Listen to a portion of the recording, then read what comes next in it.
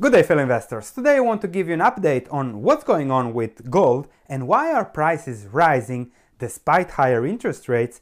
I want to discuss what can happen to gold in the short, medium and long term, and then I want to always discuss what are the opportunities to hedge ourselves with gold from whatever can happen. So let's start. Gold prices in the last 12 months have increased about 7-8% but are on an upwards trend.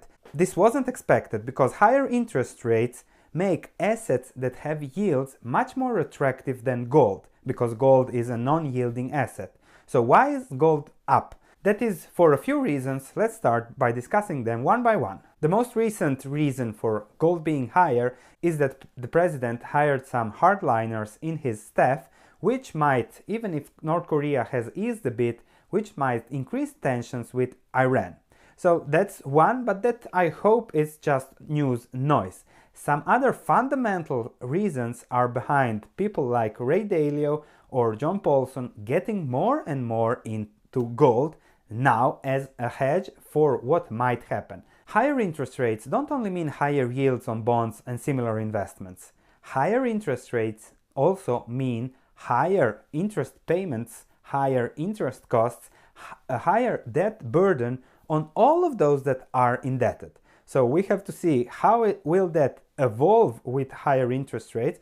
Will the Fed manage to make the economy go through a soft landing and we won't see a recession, or we will see a global recession from the overburdened companies, consumers, private consumers, countries, whatever, that will lead into a more difficult recession, difficult deleveraging parts, when gold would be the safe haven where to run to. The first thing is that global demand for US debt is waning down. So it has been around 43-44% of total US debt and now has fallen over the last 2 years to 38.25. This means that people around the globe have less faith in US debt, despite the higher interest rates. However, those higher interest rates make it much more difficult for consumers to repay their loans. And we have seen consumer stress increasing. Delinquency rates on credit card increased from 3% a few years ago to 5.8%, which is huge. Auto loans increased from just above 3%, they crossed now 4% delinquency rates, which is a very, very bad signal for what might happen, and again signals the late part of the economic cycle and that we might be close to a recession.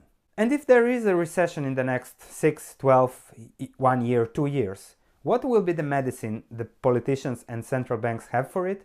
Well, as always, it will probably be more monetary easing, money printing, helicopter money, buying bonds, buying assets, helping those, bailing out those who go bankrupt, and the similar stuff that we have seen going on over the last 10 years.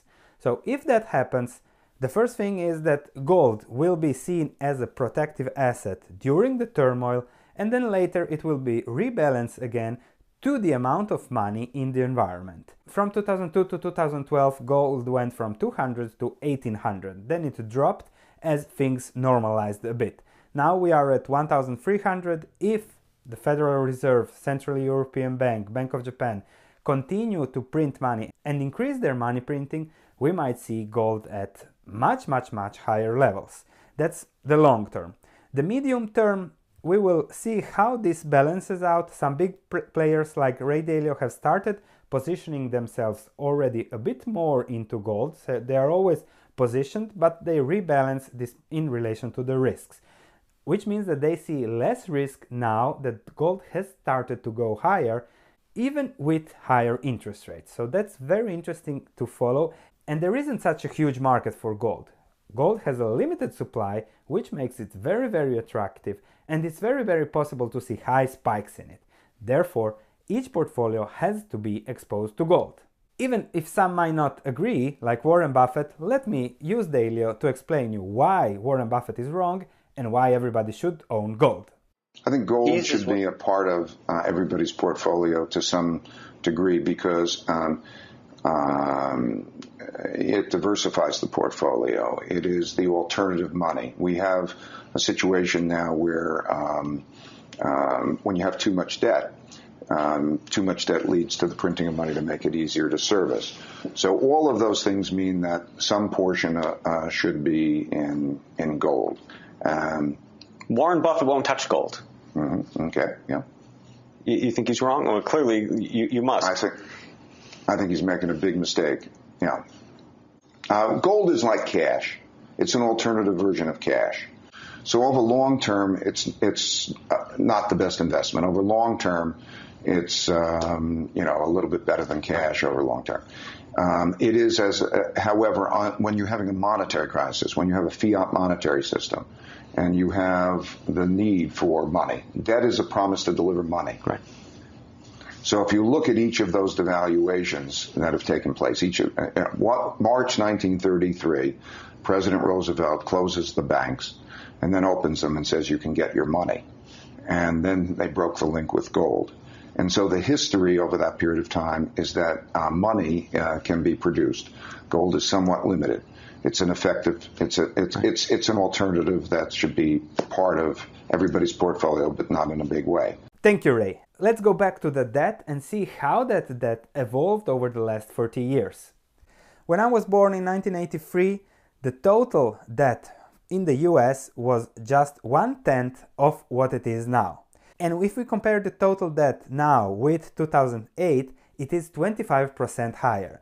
This means that the debt burden has been just increasing because the economy is fueled by it, and there is nothing else that can lead to economic growth than debt. So the scenarios are short term. We might see more positioning in gold from the big players, which might slowly drive the price higher.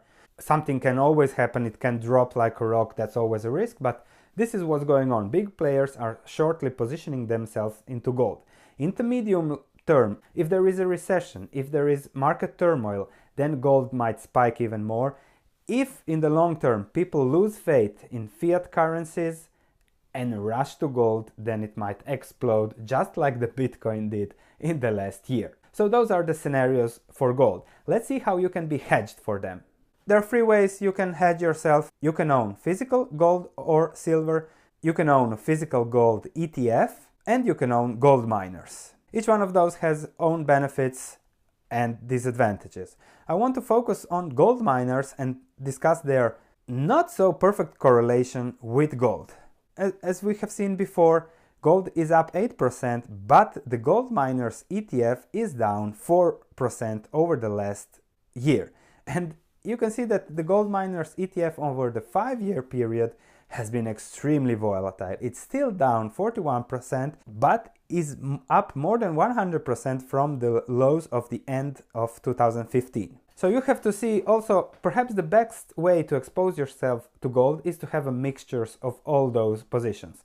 Physical gold as the safety, ETF gold as the rebalancing liquidity, and gold miners as the crazy play on gold. If gold prices explode, gold mining margins would also explode, so you want to own good gold miners in good jurisdictions that give you the safety, the legal safety of the huge margins they might have if gold prices explode. We'll continue to discuss gold hedges, silver hedges on this channel, so consider subscribing if you are into that, but every investor should have a gold and silver hedge, so definitely should subscribe to this channel.